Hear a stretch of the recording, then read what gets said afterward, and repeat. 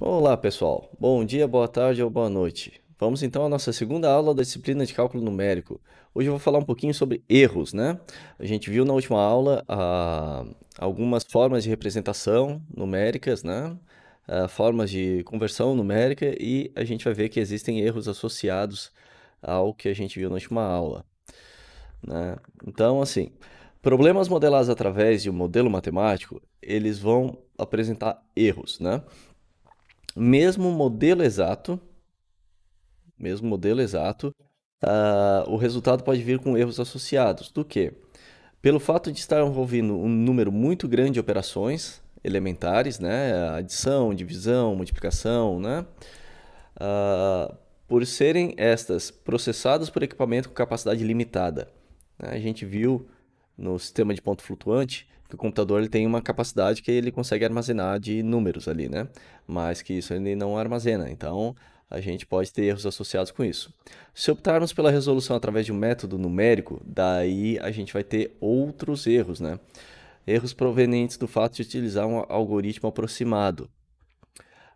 E erros no processamento anteriores, né? Os erros anteriormente mencionados. Então, na fase de modelagem a gente vai ter erro de simplificação, né?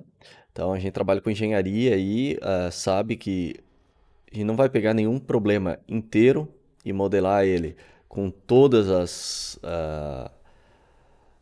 tudo que a física permite, né? A gente não vai pegar as equações elementares e modelar aquilo ali, é muito raro isso. A gente vai sempre simplificar o modelo de alguma forma, né?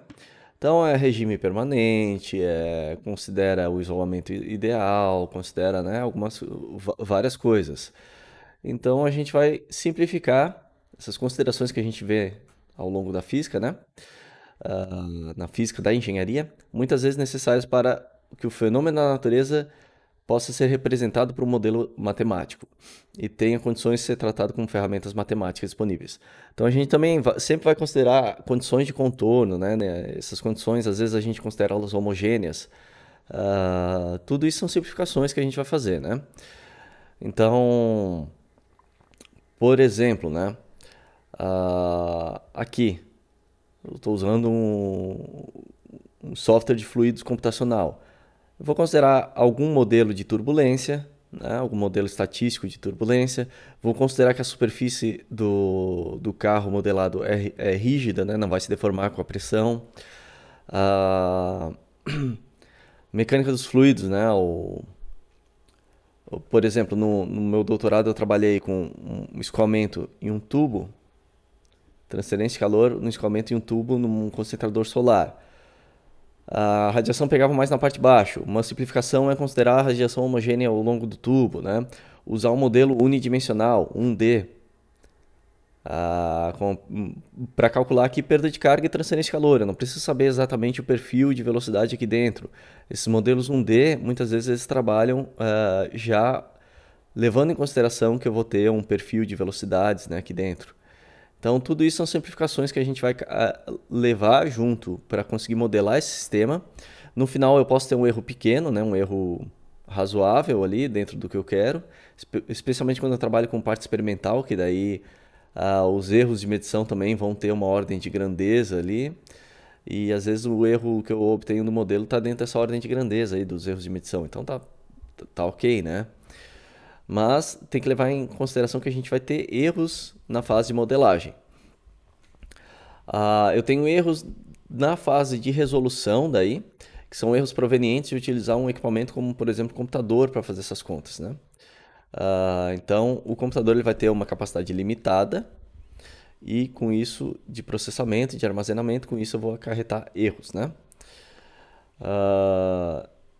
Como eu comentei, né? Capacidade limitada e eu também posso ter erros na mudança de base e erros de representação. Por quê?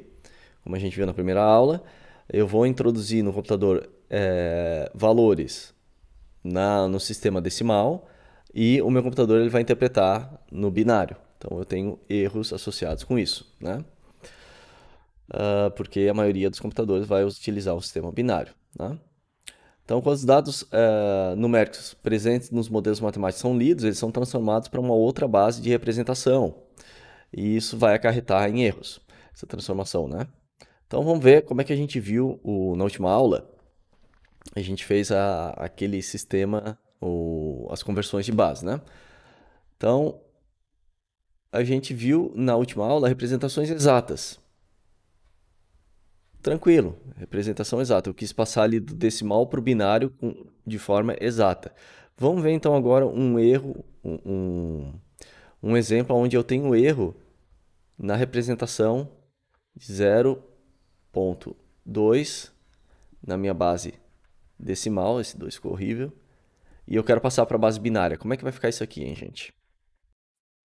Então a gente viu que quando eu tenho o vírgula aqui, eu vou fazer por multiplicações sucessivas, né? Então como é que vai ficar isso aqui? Eu vou pegar 0,2 e multiplicar pela base do binário. Base do binário que é 2. Eu vou ter aqui 0,4. Como aqui é 0, então o meu primeiro número do binário que eu vou começar a construir vai ser 0,0, que é esse 0 aqui, né? E vamos continuar construindo. Daí agora eu vou pegar o resto e vou fazer de novo. 0,4 vezes 2, 0,8. Ainda é outro zero. Então aqui eu vou colocar o meu segundo zero.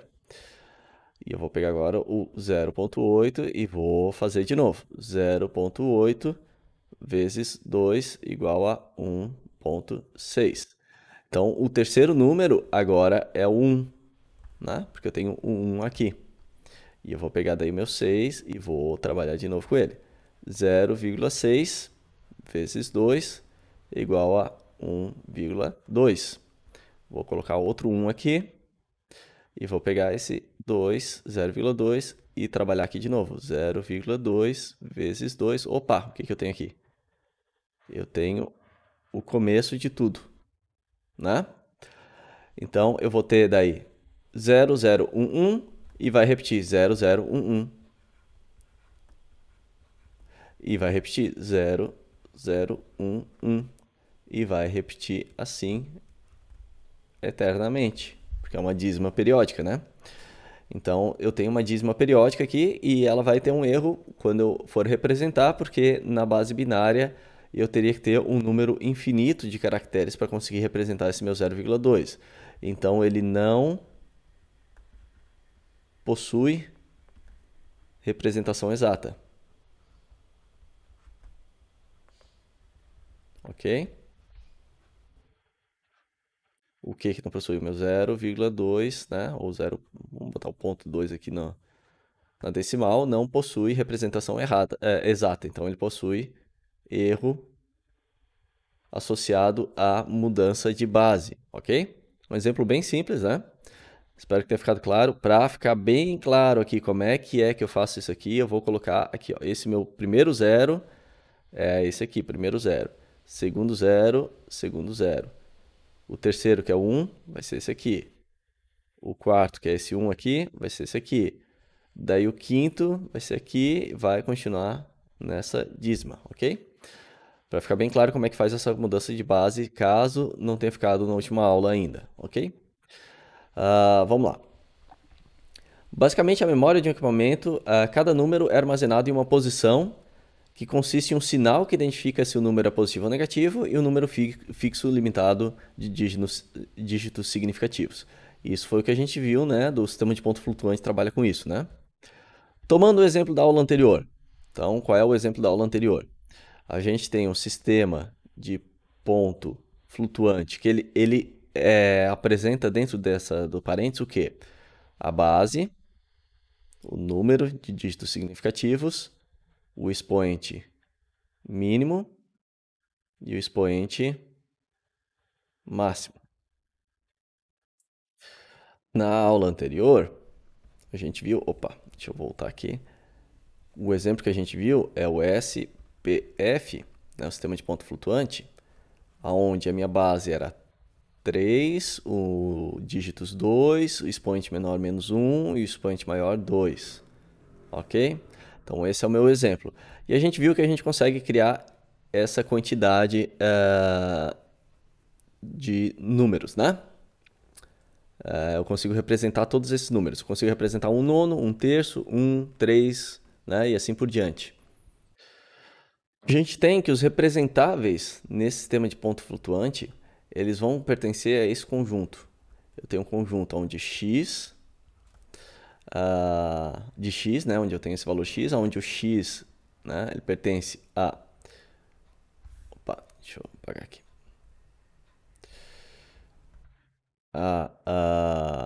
Ele está entre 1 nono e 8, com união entre menos 8 e menos 1 nono, né? Porque lembrem que tudo isso que eu representei aqui, eu consigo representar tanto no positivo quanto no negativo, né? O sistema de ponto flutuante ele permite o sinal na frente, com união para o zero, porque eu consigo representar o zero em qualquer sistema. Tá? Então eu tenho de 1 nono a 8, de menos 8 a menos 1 nono e 0. Eu consigo representar, né? Os valores pertencentes a esse conjunto. O que eu posso ter, então? Eu posso ter duas condições. Uma, que é o underflow, aonde eu tenho valores, se eu tentar satisfazer, né, os valores,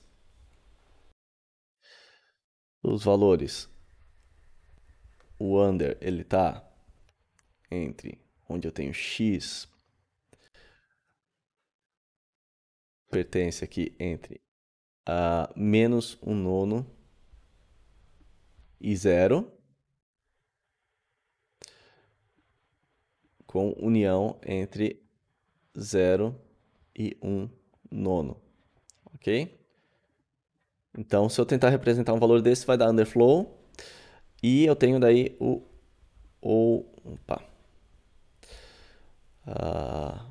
overflow.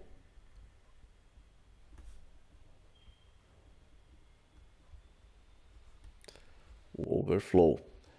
Então, o meu over, ele vai estar com o x, né? Entre o menos infinito e menos 8 e união de 8 até infinito. Então, eu não consigo representar nem o underflow, nem o overflow, né? Ele vai me dar essas condições, né? Só porque eu também tenho o erro que pode acontecer de eu tentar representar um valor que não é exatamente representável. A gente vai ver, né? Porque eu consigo representar exatamente nesse sistema, o 1 nono e 1 terço, o 1 e o 3. Mas se eu quiser representar 2 aqui, o 2 eu consigo aqui também, né? Tá aqui. Mas se eu quiser representar entre um e outro, talvez eu não consiga. Né? Um meio eu não consigo representar, ele não está em nenhum desses valores aqui. Então eu vou ter que aproximar ele. Né? Então eu vou ter erros que a gente vai ver ali mais para frente, que é erro de arredondamento, erro de aproximação aqui. Ok? Então vamos fazer um outro exemplo aqui. Vamos considerar o SPF, sistema de ponto flutuante, com 3, 2, menos 1 e 2. Que é o mesmo exemplo do que a gente fez anteriormente, né? O mesmo sistema de ponto flutuante. Onde eu tenho um valor x que é igual a 1 nono, a gente viu que ele é representável, tá ali, 1 nono, é 0,1 vezes 10, vezes 3 na menos 1, né? 1 nono, que ele vai ser igual ao quê? 0,10 na base 3 vezes 3 a menos 1. E eu tenho outro valor agora que é o y. O y ele vai ser igual a 5. Como é que eu represento 5 aqui nesse sistema, né? 5 está aqui, ó. Né? Qualquer coisa, assistam a última aula para ver como é que a gente faz isso aqui. Que ele vai ser 0,123 vezes 3 ao quadrado, ok? Esse é exatamente representável? É. Esse aqui é exatamente representável? É. Né? Bem simples, os dois são. O que que acontece? X mais y não é. Por quê? Se eu colocar x mais y, eu vou ter o seguinte valor. 0,10. Opa. Deixa eu apagar, porque eu tenho que botar tudo para a mesma base para conseguir somar isso aqui, né? Então, eu vou ter... A mesma base é o 2, né? 0,00010 vezes 3, 2, mais 0,12 vezes 3 na 2. Eu não consigo fazer isso aqui porque o meu sistema de ponto flutuante ele só representa, ele só tem 2. O n aqui, né? Esses 2 depois da vírgula, o n é só 2. Então eu só tenho 2 dígitos na mantissa. Então eu não consigo representar esse SPF, ok? Esse valor no SPF. Porque eu vou ter o valor final, né? Vai ser 0,12010 na base 3 vezes 3 na 2. Então eu só consigo representar até esse 1, 2. Ok? Então eu ia truncar isso aqui. Então a soma desses dois valores, né, de 5 mais um nono, vai dar 5, ele vai apresentar provavelmente como 5 nesse sistema. Ele vai simplificar, né? E isso pode acontecer com outras propriedades também, né? Eu posso ter isso aqui a gente teve agora na adição, eu posso ter isso aqui na subtração, na divisão, na multiplicação, né? Isso pode acontecer. Então vamos ver outro exemplo agora. Vamos considerar agora um x, y e z no sistema de ponto flutuante. Vamos considerar acho que é o mesmo assim, é o mesmo exemplo, que é 3, 2, menos 1 e 2, que daí qualquer dúvida a gente olha ali na tabelinha, tem todos, né? Eu tenho que o x é igual a 5 terços, que ele vai ser igual a 0,12 base 3 vezes 3 na 1. Deixa eu aumentar aqui que eu não estou conseguindo enxergar. O meu y, ele vai ser 7/27, que é igual a 0,21 na base 3 vezes 3 a menos 1. E o meu z, ele vai ser 8 nonos, que é igual a 0,22, 3 vezes 3 a 0. Eu tenho que o x mais y mais z vai ficar igual a quanto? Deixa eu colocar eles aqui. Vamos somar, fazer uma soma mais simples para ficar bem claro, né, como é que é. Então, o meu x vai ser 0,12 mais e um mais. Vamos colocar aqui. Esse aqui na base 3, 3 na 1. Tem que passar tudo para a mesma base, né? Meu y.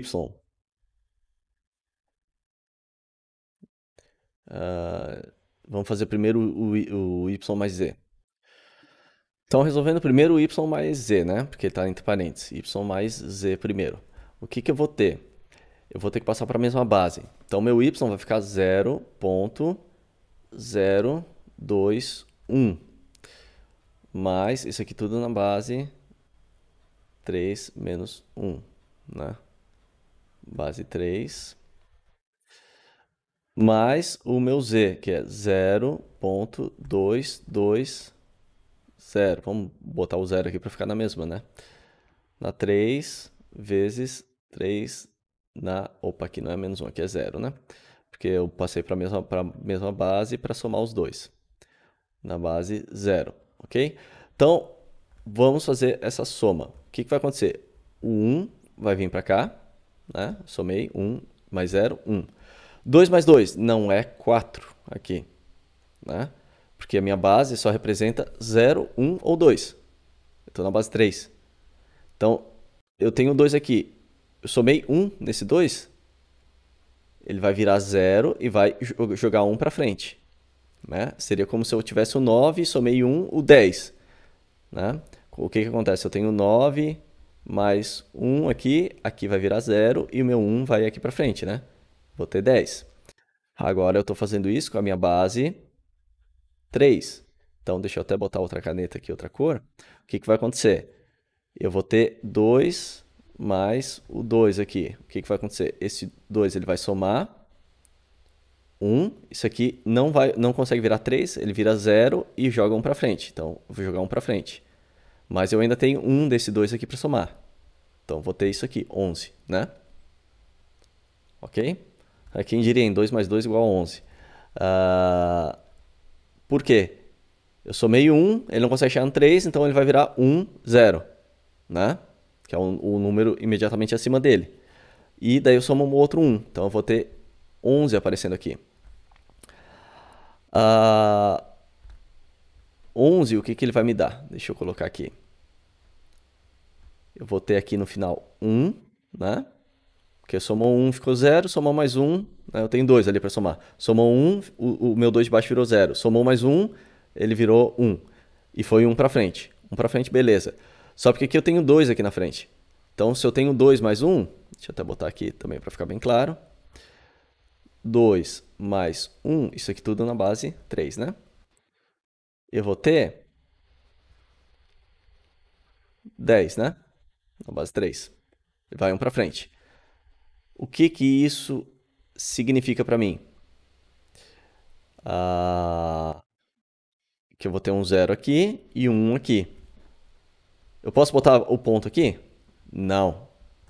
Meu sistema de ponto flutuante não representa assim. Né? Eu tenho que ter sempre 0 ponto alguma coisa.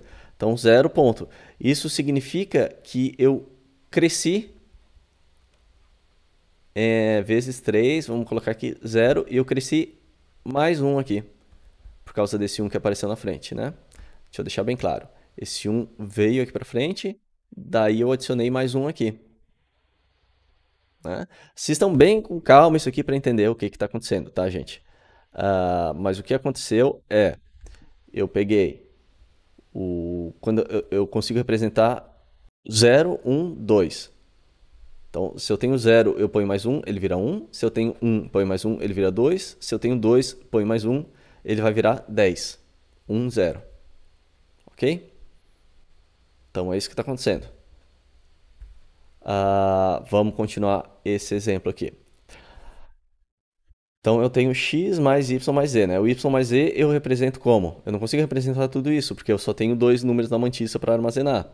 Então, meu y mais z, ele vai ser 0,10 vezes 3 na 1, isso aqui na base 3, né? Agora, se eu somar isso mais o meu x, que é 0,12, né? Mais o meu x, eu vou ter como valor final disso aqui, deixa eu colocar até em vermelho,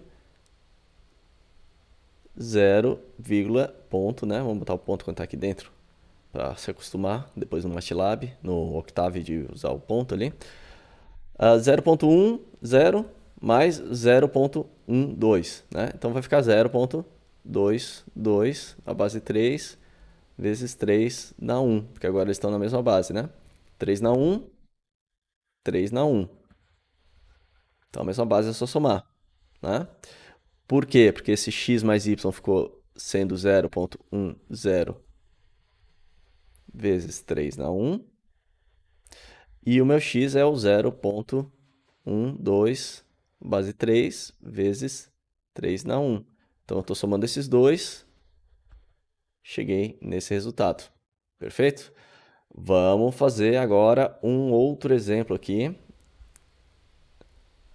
que é se eu fizesse assim, x mais y mais z. Quanto que vai me dar isso aqui?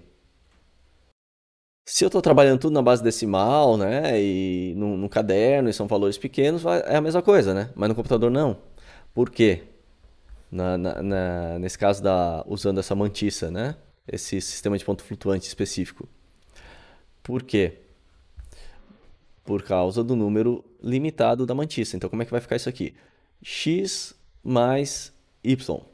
Meu x é 0,12. Vamos deixar bem aberto aqui para caber o y. 3 vezes 3 na 1. E o meu y quanto que é? Opa. Meu y mais, né? Somar com o meu y. 0. Ele estava 3 na menos 1. Então, 3 na 0. 3 na 1. 2, 1. Que eu vou completar com 0 para ficar tudo igual.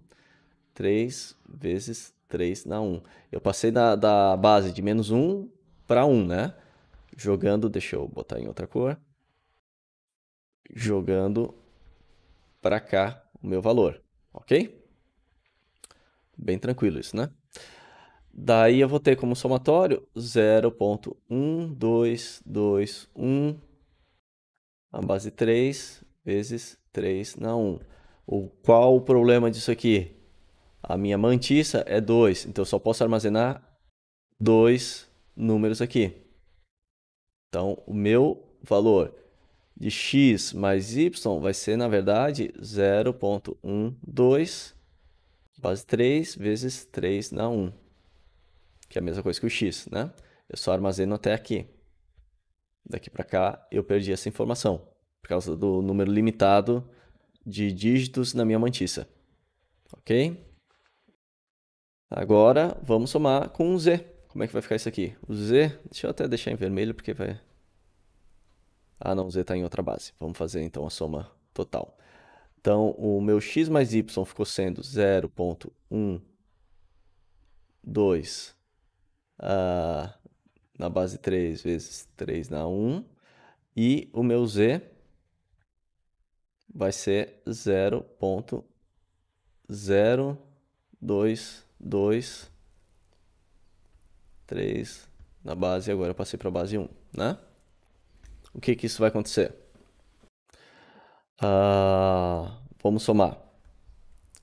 2 mais 0, 2. 2 mais 2, vou ter o mesmo caso, né? Eu primeiro jogo um valor desse daqui, 1, númerozinho, daqui para esse 2, e esse 2 que viraria 3, na verdade vai virar 1, 0. Então, 1, 0, daí tem um segundo que sobrou aqui de cima, jogo para baixo, vou ter 1, né? Espero que isso tenha ficado bem claro, hein, gente? Eu tinha um 2, ele não pode virar o 3, porque o meu sistema é base 3. Então, eu somei mais 1, ele vai virar 1 lá na frente, 1 lá na frente e o 0, ok? Agora, eu tenho mais 1 sobrando lá em cima, jogo para baixo, 1. O 1 da frente foi para cá, somou com 1 lá de cima, 2. 0,212, base 3 vezes 3 na 1. Qual o problema? Eu só consigo armazenar 2 dígitos, depois da vírgula, né? Por causa da minha mantissa. Então, eu vou ter que essa soma é, na verdade, igual a... Porque o meu z é... Deixa eu só botar aqui para ficar igual ao outro. 0,22, base 3 vezes 3 na 0. Então, essa minha soma... Deixa eu repetir aqui. X mais y mais z, na verdade, vai ser 0,21 na base 3 vezes 3 na 1, né? Então, aqui eu tenho 0,22.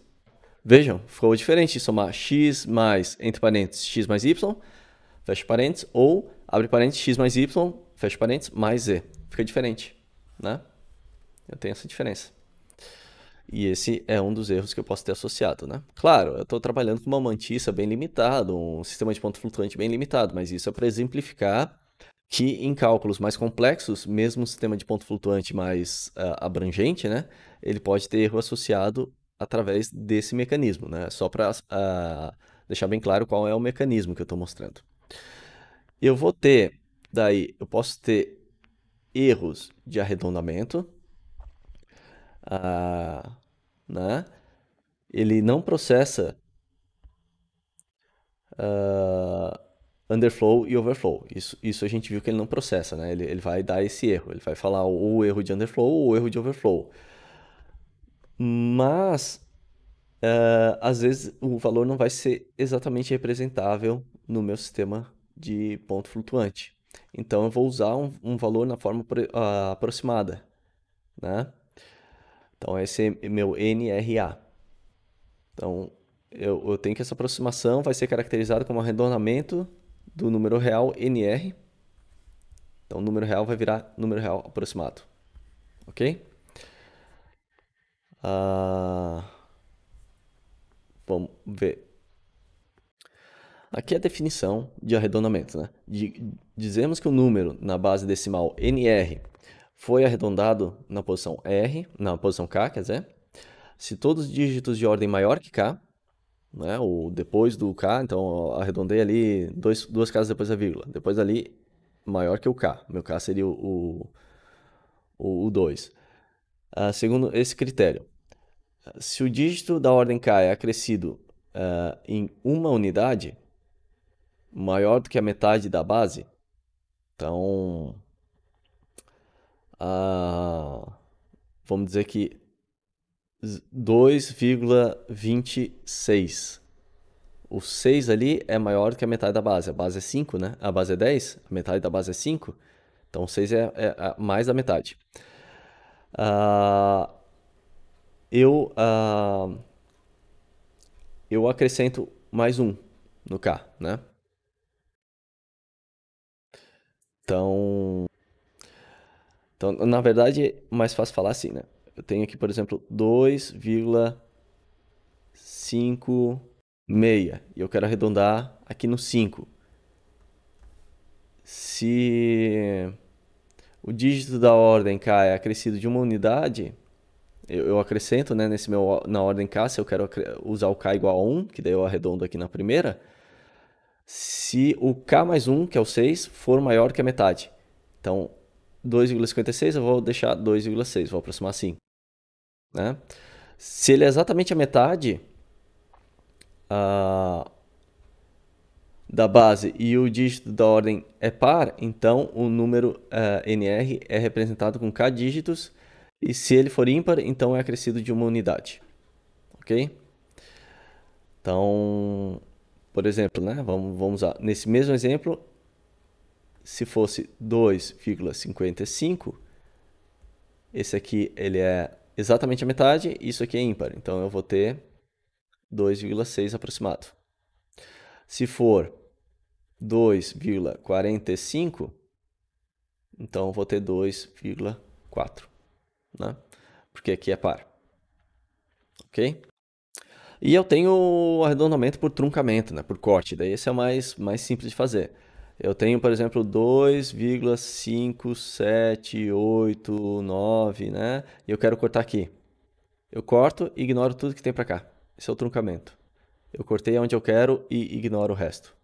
Não levo em consideração. Ok? Então vamos ver um exemplo. Se eu tenho um sistema de ponto flutuante, base 10, 4 dígitos significativos ali, a mantissa com 4 números. Menor expoente menos 5, maior expoente 5. Ok? Se eu tenho A, base 10 é base decimal, hein, gente? É bem fácil, né? Se eu tenho A como 0, ponto, vamos botar ponto aqui, né? 0,53. Escorregou aqui a caneta. 5, 3, 2, 4 vezes 10 na 3, né?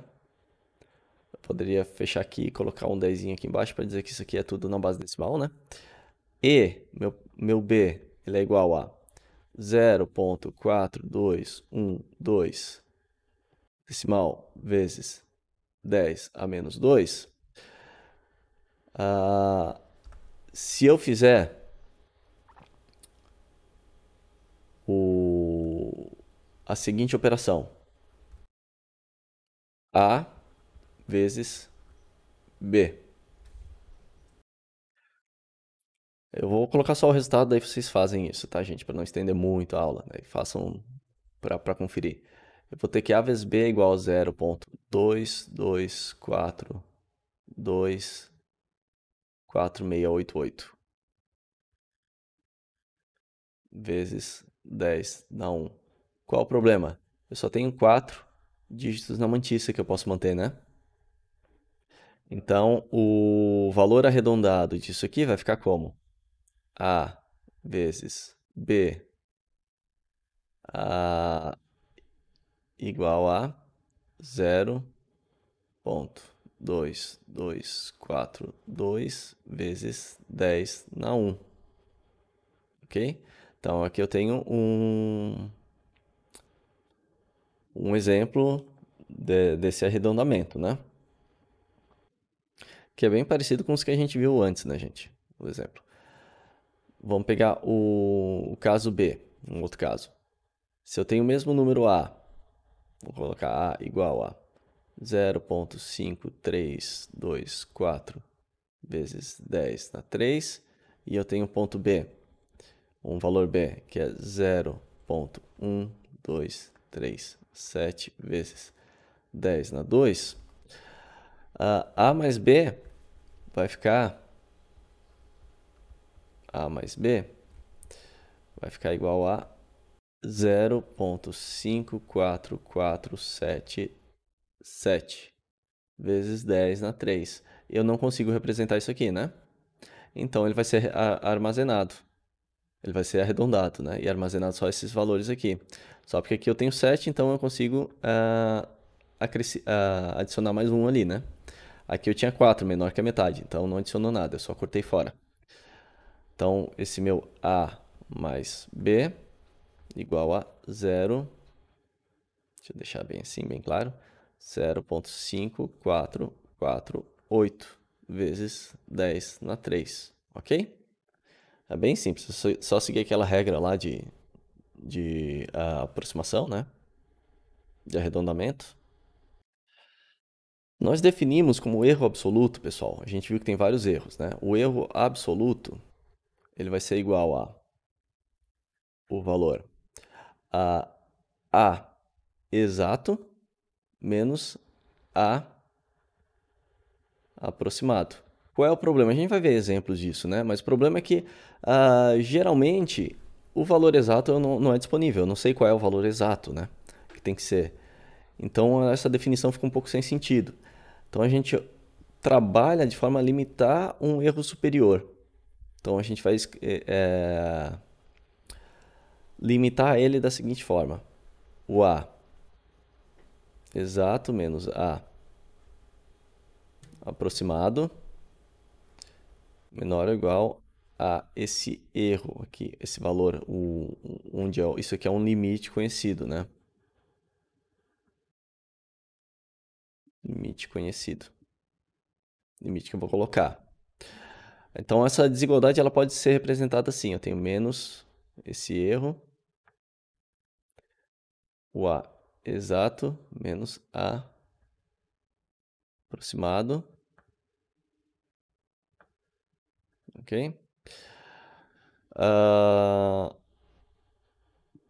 O A aproximado, né, é um valor aproximado da grandeza desse A exato, com um erro absoluto não superior a isso aqui, né? Mas o comum vai ser a gente trabalhar com erro relativo, né? O erro relativo, como é que ele vai ser? Relativo,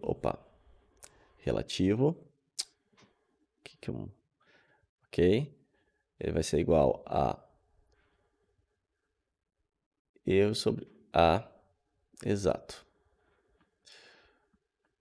Ou vai ser igual ao meu A exato menos A aproximado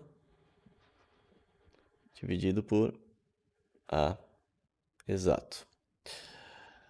A maioria das vezes também não é disponível, a definição anterior fica sem sentido, né? porque a gente não tem exatamente o valor exato. Então a gente vai trabalhar com um limitante para esse erro superior da mesma forma, só que agora a gente vai usar assim, esse limitante, o delta,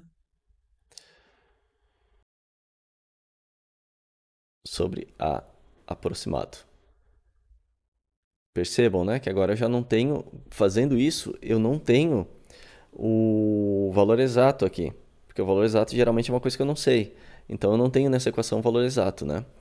Então o erro relativo fornece mais informação sobre a qualidade do meu erro do que sobre o erro absoluto exatamente, né? Falando assim. Então eu quero saber mais a ordem de grandeza do erro que eu estou trabalhando, certo? Então vamos pegar aqui um valor, um exemplo onde eu sei qual é o meu valor exato, né? Então considerando o valor exato, A exato igual a 2,345,713. E o valor aproximado, se A é maior, né? A aproximado igual a 2,345,000.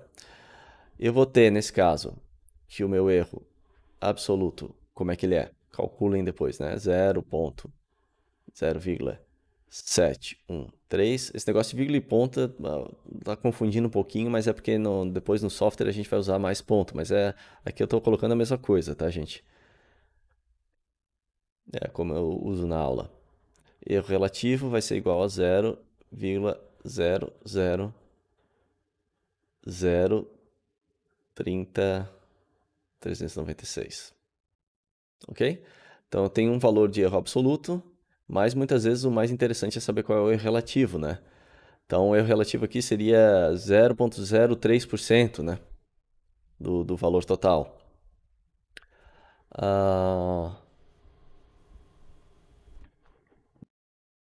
E agora se eu pegar um outro exemplo, onde meu A exato é igual a 1,713, né? Eu peguei um só e esses 0,713, que nem no outro exemplo.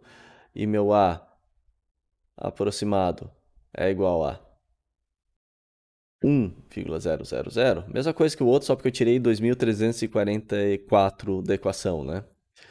Aqui eu já vou ver que o meu erro absoluto continua igual, 0,713, mas meu erro relativo, ele é de 0,41629.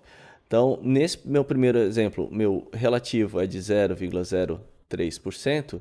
Nesse caso, ele já é de 41,6%. Por isso que é interessante trabalhar com erro relativo muitas vezes. Porque ó, o mesmo erro, né, que é de 0,713 para arredondar para zero. Nos dois exemplos, num caso representa 0,03% de erro, no outro 41,6% de erro, ok? Então, muitas vezes é interessante trabalhar com esse relativo. Vamos ver agora um outro exemplo, onde eu vou estar trabalhando com uma equação, né? Eu tenho uma equação f de x, aonde tem x² menos a igual a zero, com a maior que zero. E nessa equação eu estou dizendo que eu posso usar o seguinte processo iterativo, né, de fazer iterações. Eu vou rodando várias vezes.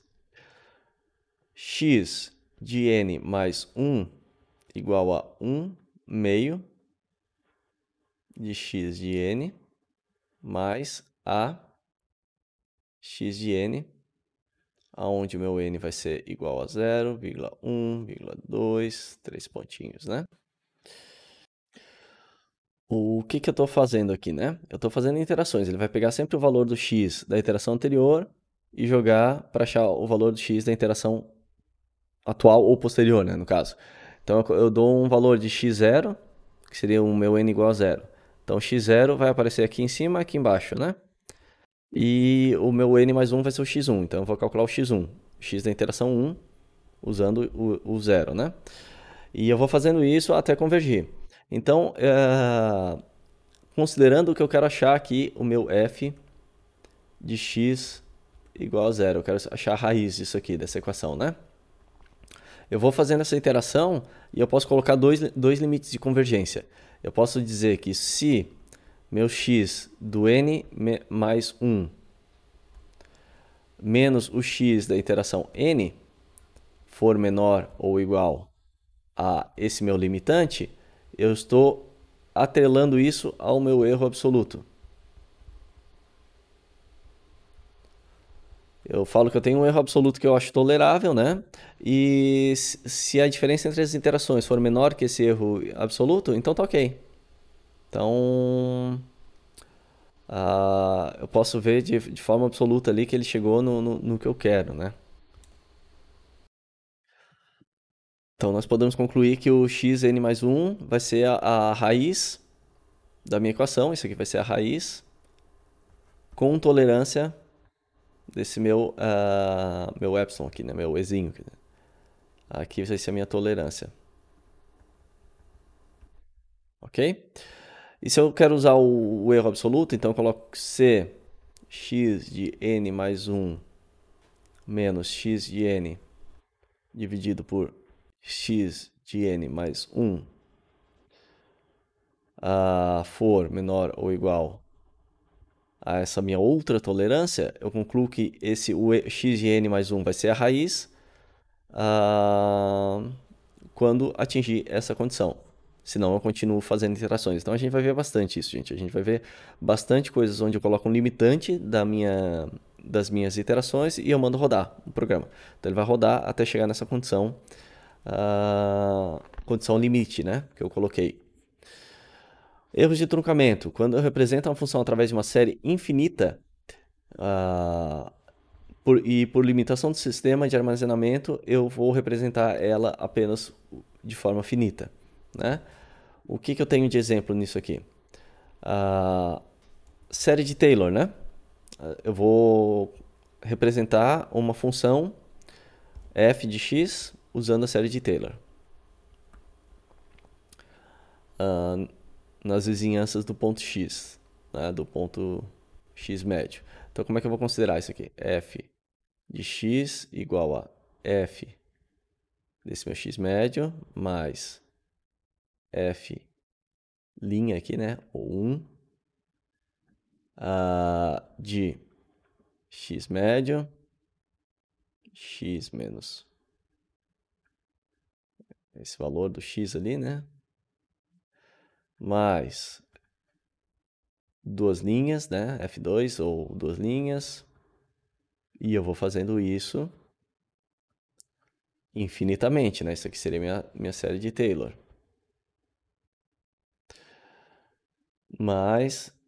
E eu prossigo com isso, né? Então, se eu quero truncar no terceiro elemento da minha série de Taylor, eu posso truncar aqui e desconsiderar tudo que está para cá. Então, eu vou ter um erro de truncamento considerando apenas série de Taylor da ordem 2, por exemplo. Então, aqui eu tenho um erro, né? Porque no meu computador eu posso mandar ele fazer uma conta aqui de muitos mais elementos da minha série de Taylor. Mas vai ser a um alto custo e muitas vezes a gente sabe que a partir de um certo valor ali, o erro é razoável, é pequeno. Então eu posso cortar isso aqui e trabalhar com alguns termos apenas da série de Taylor. Isso aqui seria um erro de truncamento, né? Eu cortei os outros elementos da minha série de Taylor. Vamos fazer então um exemplo. Vamos considerar então, para desenvolvimento de f de x igual a e exponencial de x, na série de Taylor, então eu vou ter e de x igual a 1 mais x ao quadrado sobre 2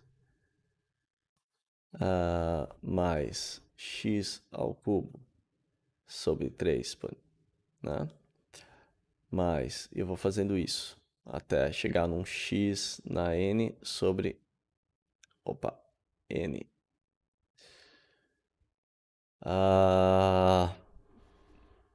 E eu vou falar que o meu sistema computacional ele vai pegar apenas os 4 primeiros termos.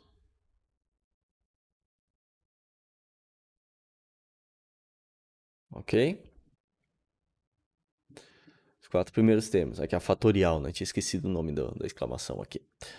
Então eu vou colocar que o meu exponencial de x é aproximadamente, pelos 4 primeiros termos, 1 mais x quadrado sobre o 2 fatorial, mais x ao cubo sobre 3 fatorial.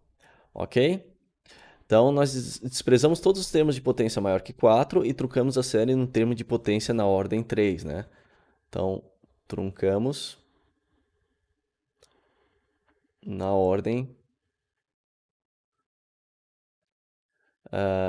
potência de ordem 3, ok? Então, eu posso reescrever isso aqui da seguinte forma. E na x igual a 1 sobre 6, x ao cubo mais 3x quadrado mais 6x mais 6. Se eu cortar o que tem depois, né? Esse aqui é como eu escrevi nesses primeiros 4 termos ali, né? De ordem 3. Se eu quiser saber qual é o meu e de x para x igual a 2, usando esses primeiros 4 termos, eu vou ter que e de 2 é igual a 6,3333, ok? Se eu considerar o e no 2 de uma calculadora, ela vai me dar 7,38906. Deixa eu colocar o mesmo número aqui. Então, eu tenho um erro relativo bem considerável, né? Então, quer dizer, o meu erro de truncamento aqui foi elevado.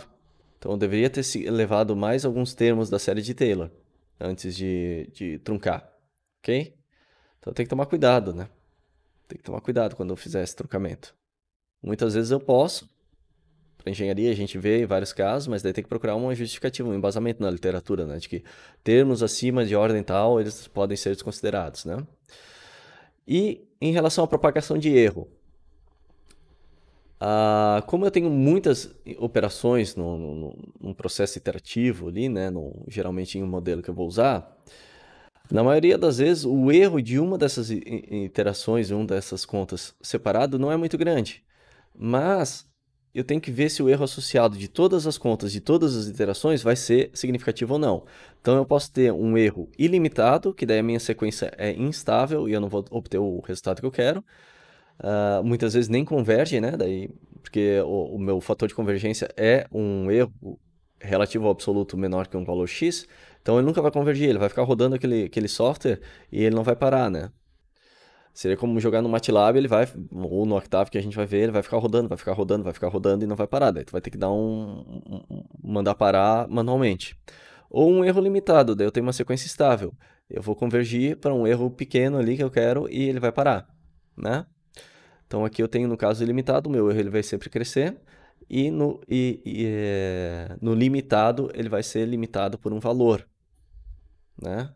Depois de um número de iterações. Então eu digo que quando ele chegar num valor x aqui, eu posso parar de fazer as iterações e já convergiu para mim e eu dou ok, esse é o meu resultado. Então, pessoal, essa aula ficou um pouquinho mais extensa do que eu estava planejando, né? Mas tudo bem, faz parte. A gente precisa ver o conteúdo. E eu vou ver se eu faço uma lista relativa a esses 2 primeiros tópicos, né? Para vocês ir treinando, e praticando e pegando conteúdo. Eu sei que o cálculo numérico foge um pouco do que a gente vê, né? Que é mais física, mais a parte de engenharia, mais parte que a gente relaciona com o dia a dia. Mas é importante, porque dos modelos físicos obtidos de dos outros componentes curriculares, vocês vão usar aqui para resolver, né? Muitas vezes já tem algum software, gente, né? Ou algum software que vocês podem ir lá e colocar um SolidWorks, já tem simulação dentro, né? Mas assim, é importante ter em mente que muitas vezes esse software, eles funcionam como uma caixinha fechada ali. Tu não sabe muito bem quais são as condições. Então, muitas vezes, o melhor é tu pegar um modelo do zero, modelar ele, não é sempre, claro, porque daí tu tem a noção do que está acontecendo ali, de todas as simplificações que foram utilizadas, de uma forma mais clara, né? Então, por exemplo, quando eu falei lá do trabalho que foi feito em concentrador solar, existem muitos modelos CFX, né, ou CFD, o Computational Fluid Dynamics, que eu poderia ter usado para simular o fluido dentro do tubo. Mas daí eu não sei exatamente o modelo que aquele software está usando, eu não sei exatamente as condições de contorno que ele está usando, eu tenho que impor, né? Então, muitas vezes é mais fácil para ter um entendimento da física que está acontecendo, tu modelar do zero. Então eu usei MATLAB, eu usei EES, eu usei os dois softwares em comunicação para modelar a parte termohidráulica do tubo de concentrador solar. É mais fácil do que eu pegar um CFD e modelar ali e não ter certeza do que está acontecendo, né? Claro, muitas vezes tu faz esse modelo mais simplificado, depois joga num computacional, compara para casos simples e depois avança a tua análise no CFD. Isso também acontece bastante. Mas se olhar em artigos científicos e muitos dos trabalhos que são feitos em análises são partindo de equações fundamentais, né, equações já bem estabelecidas e criando um modelo próprio, né? Então tem que tomar muito cuidado. Quando que tu vai criar o teu modelo, fazer as tuas contas, pode ser no Excel mesmo, né? Ou no Octave que a gente vai aprender, ou quando tu vai usar um software. Tem que tomar muito cuidado para usar o software. Né? O pessoal do Baja, por exemplo, tem que tomar cuidado, porque quando eu participei do Aerodesign, a gente fazia todas as contas, até estrutural, não no SolidWorks, a gente fazia as contas em planilhas, em MATLAB, porque daí a gente conseguia no relatório falar todas as considerações que foram usadas. Né? Aqui a simplificação tal foi usada, aqui tal foi usada. Não foi simplesmente eu modelei no SolidWorks, eu coloquei mais ou menos umas condições de contorno e foi isso que deu. Né? Eu consigo argumentar do ponto de vista da engenharia o que eu fiz de simplificação, o que eu fiz de consideração. Né? Não é uma caixa fechada. Então tomem muito cuidado, essa disciplina vai ser para abrir um pouco esse horizonte, né? Do que eu posso usar de software que já tem comercial e do que eu posso usar de desenvolvimento das teorias que a gente vê nas disciplinas. Mas a gente vai ver isso mais ao longo da disciplina, pessoal. Um abraço e até a próxima.